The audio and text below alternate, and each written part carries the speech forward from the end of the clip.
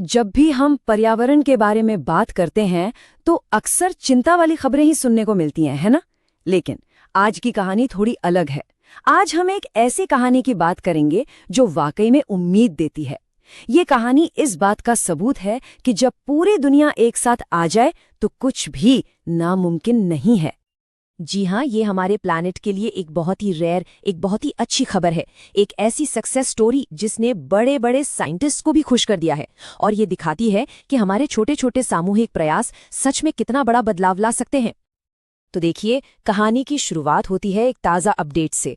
Europe की जो earth observation agency है कोपर्निकस, उसने बताया कि 2025 में अंटार्कटिका के ऊपर जो ओजोन होल है वो 1 दिसंबर को ही बंद हो गया। अब ये बड़ी बात इसलिए है क्योंकि आमतौर पर ये दिसंबर के आखिर तक बना रहता है, तो इसका इतना जल्दी बंद हो जाना एक बहुत ही पॉजिटिव साइन है। और सुनिए, बात सिर्फ इतनी ही नहीं है। 2025 में इस होल का जो सबसे बड़ा साइज रिकॉर्ड किया गया वो था 20 मिलियन स्क्वायर किलोमीटर। हाँ, सुनने में ये बहुत बड़ा लगता है, लेकिन असलियत ये है कि ये पिछले 5 सालों में सबसे छोटा साइज है। तो सवाल ये है कि ये सुधार कितना बड़ा है? जरा इस चार्ट पर नजर डालिए, ये पूरी कहानी खुद बयां कर रहा है। साल 2006 में देखिए, ओजोन होल अपने सबसे बुरे हाल में था, करीब 29 मिलियन स्क्वायर किलोमीटर्स। हाल के कुछ सालों का एवरेज देखें तो वो भी करीब 25 मिलियन था, और अब 2025 का आंकड़ा देखिए, सिर्फ 21 मिलियन। ये वाकई में एक जबरदस्त सुधार है।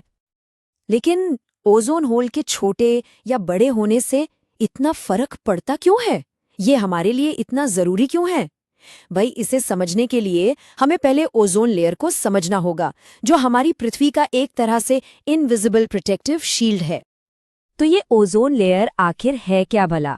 आसान भाषा में कहे तो ये ऑक्सीजन के 3 एटम से बनी एक गैस है जो हमारे एटमॉस्फेयर में बहुत ऊपर स्ट्रेटोस्फेयर में एक परत की तरह फैली हुई है। इसको आप धरती का नेचुरल सनस्क्रीन समझ सकते हैं, जो हमें सूरज की सबसे खतरनाक किरणों से बचाती है। सोचिए, अगर ये सुरक्षा कवच न हो तो धरती पर जीवन लगभग नामुमकिन हो जाएगा। यही परत सूरज से आने वाली खतरनाक अल्ट्रावायलेट बी और सी रेस को सोख लेती है। जी हाँ, ये वही किरणें हैं जिनसे स्किन कैंसर और मोतियाबिंद जैसी गंभीर बीमारियां होती हैं। मतलब साफ है, हमारे जिंदा रहने के लिए ओजोन लेयर बहुत बहुत जरूरी है। तो फिर सवाल ये उठता है कि अगर ये लेयर इतनी ही जरूरी है तो इसमें छेद हुआ कैसे? कहानी का ये हिस्सा उन केमिकल्स के बारे में है जो अनजाने में हमारे सुरक्षा कवच को धीरे धीरे तोड़ रहे थे। चलिए मिलते हैं इस कहानी के असली विलेन से। इस पूरी समस्या की जड़ थे कुछ इंसानों के बनाए हुए केमिकल्स। इन्हें एक साथ ओजोन डिप्लीटिंग सब्सटेंस या ओडीएस कहा जाता है। कमाल की बात यह है कि ये रसायन हमारे फ्रिज, एसी और स्प्रे कैन्स जैसी रोज की चीजों में इस्तेमाल होते थे, और हमें पता भी नहीं था कि ये धीरे धीरे ऊपर वायुमंडल में पहुंच रहे हैं। इन ओडीएस में 2 सबसे बड़े दुश्मन थे, क्लोरीन और ब्रोमीन।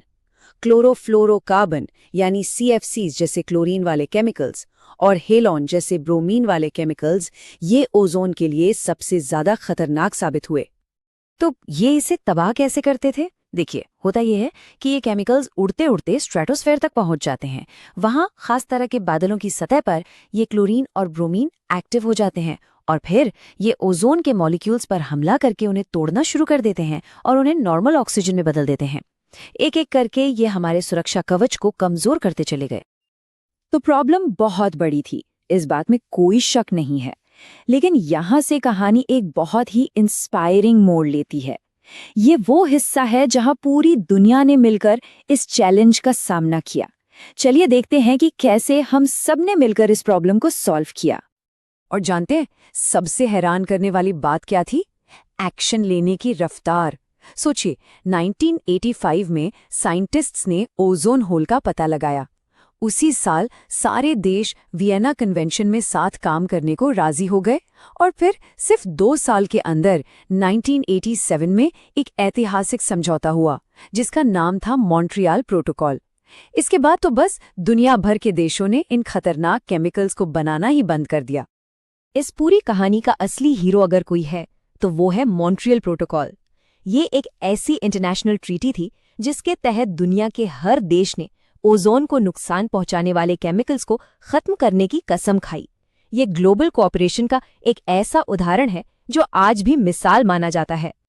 और इसका नतीजा क्या हुआ? नतीजा चौंकाने वाला था।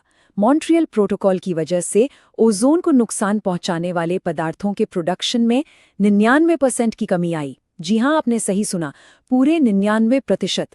ये शायद इंसानी इतिहास की सबसे कामयाब एनवायरमेंटल ट्रीटी है।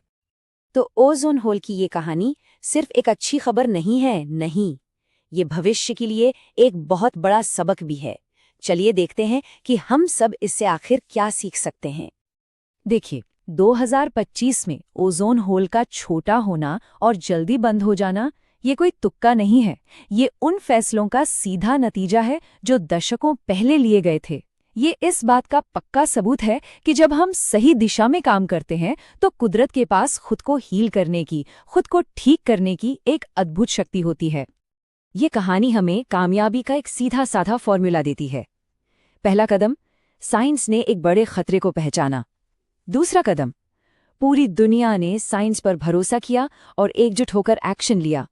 और तीसरा और सबसे अहम सबक, ये साबित हो गया कि अगर सब साथ आ जाएं तो बड़ी से बड़ी एनवायरमेंटल चुनौती को भी हराया जा सकता है। तो आखिर में ये कहानी एक बहुत बड़ा सवाल छोड़ जाती है। अगर पूरी दुनिया ने मिलकर ओजोन संकट को हल कर लिया, जो एक वक्त पर नामुमकिन लगता था, तो आज की बड़ी चुनौतियां जैसे कि क्लाइमेट चेंज, उन्हें हल करने से हमें कौन सी चीज रोक रही है? ओजोन की कहानी हमें बार बार याद दिलाती है कि एक साथ मिलकर हम कुछ भी हासिल कर सकते हैं।